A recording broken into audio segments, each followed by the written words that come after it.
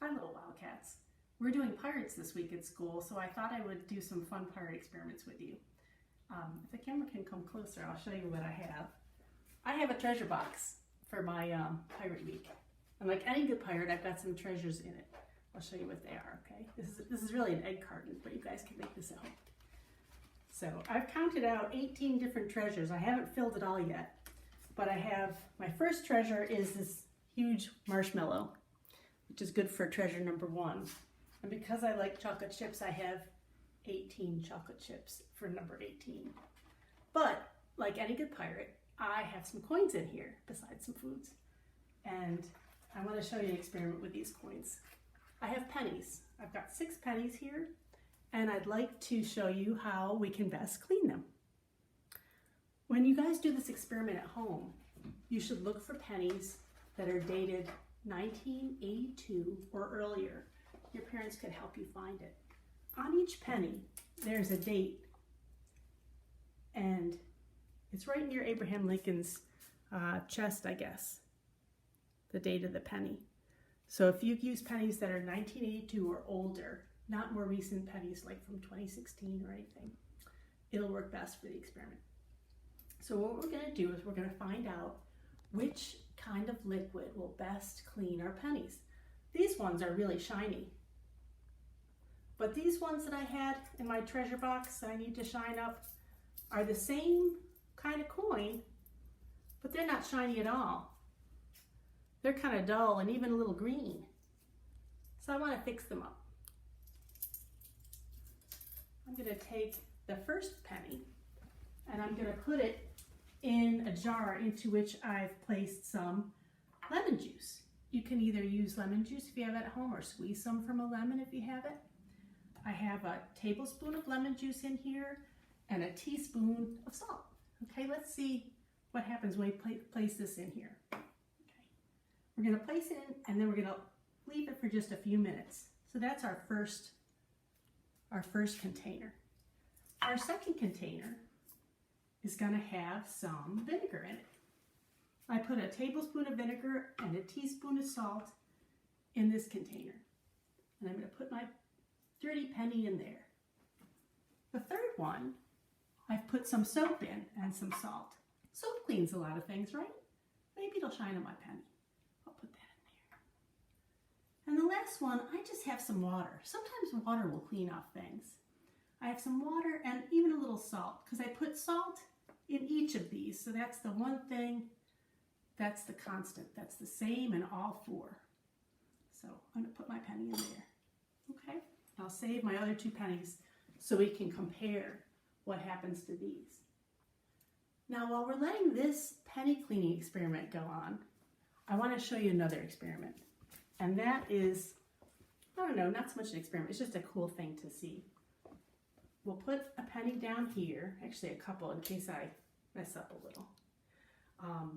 And what we're going to do is we're going to see how many drops the top of a penny can hold. Doesn't that sound funny? Like, why would it hold any drops? Because a penny's kind of flat. Why wouldn't the water just splash off? Let's see what happens.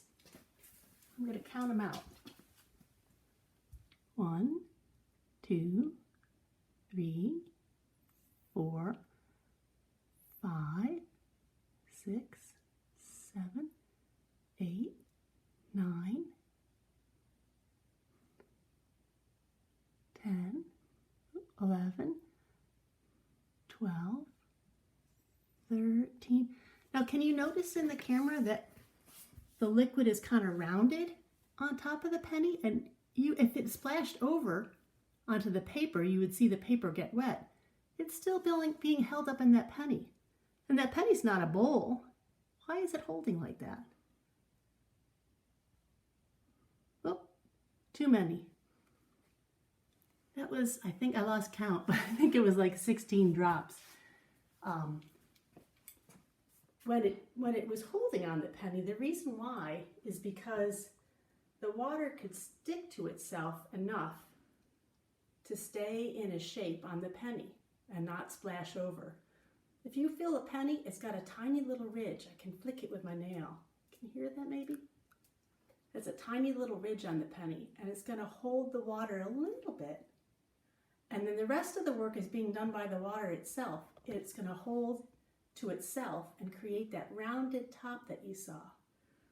But then, when I did one too many droplets, the force of gravity, which is what wants things to fall, made the little dome of water fall and splash over onto the paper. So you guys can try that at home. I don't have an eyedropper, but I have this. This is a contact lens solution bottle. Your parents might have something like this that they may let you borrow. Or maybe you guys have an eyedropper at home you could try. And just do droplets one at a time onto the pennies to see how many your penny can hold. Okay, now I'd like to just go into our experiment to see if any of our pennies got cleaned by what we put them on. So let's go over here. Our lemon juice. Let's take our penny out of lemon juice. How does that look? I'm going to wipe it off a little. Not too bad. We can compare it to one of the older pennies that I had. Oops, that looks similar. Did that clean the penny? Yeah, I think it did. And actually, the longer I leave it in here, the cleaner it maybe will get. Maybe it'll even get brighter than that. I'm going to leave it in a little. And now we'll go over here to the vinegar and salt and see what happened there. Wow. Look at this one. We can dry this one off. This one got clean too. We'll let that go in longer. The longer it's in there, I think that might even work better. And then we have over here some soap. Would the soap clean it off? It will clean you off, but it won't clean the penny off too well. Look, that penny is still kind of dark. It's got some gloopy salt on it. Maybe a little maybe, but not very much. It still kind of looks like the dull one. And last, we'll try the water. Sometimes water will clean things off. The water and salt. I'm trying to pick this up. Maybe a little. Let's compare this one to the one that was in lemon juice, though. Not as clean at all. You can see this one has got a nicer color. This one is darker.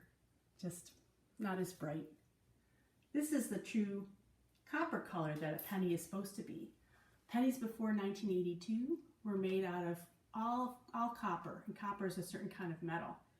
But the one thing about copper is that it doesn't stay this color for long, because when copper is exposed to the air, and the air is always around us, it starts to slowly turn the pennies darker, like this one, over time. So that's what's going to happen to this penny if I leave it out. And kind of a cool thing about that you can see in real life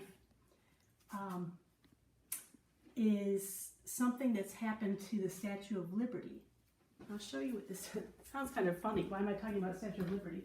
The Statue of Liberty, I'm not sure if you guys know what it is or not, but there's this big statue in the harbor in New York City. And it's a beautiful statue. This is a cool Lego version of it that my son built. And the Statue of Liberty is coated, this whole part, here's the lady, is coated with copper. Copper just like a penny. So really, you're wondering why, I'm wondering why, it's not this color. Why isn't the Statue of Liberty this color if it's made out of copper? Well, the reason is because of the air around the Statue of Liberty. The oxygen around the Statue of Liberty and the pollution in the air has over time changed her color. She used to look like this when we first got her from the government of France a long time ago. She's a beautiful symbol of the United States. And when we got her, she looked like this color. And then over time, the pollution that had some kind of acid in the air. Rain had a little bit of acid in the air, and all the air around her has made her turn this color green. And they could clean her off, but if they did, over time she'd eventually go back to this color anyway.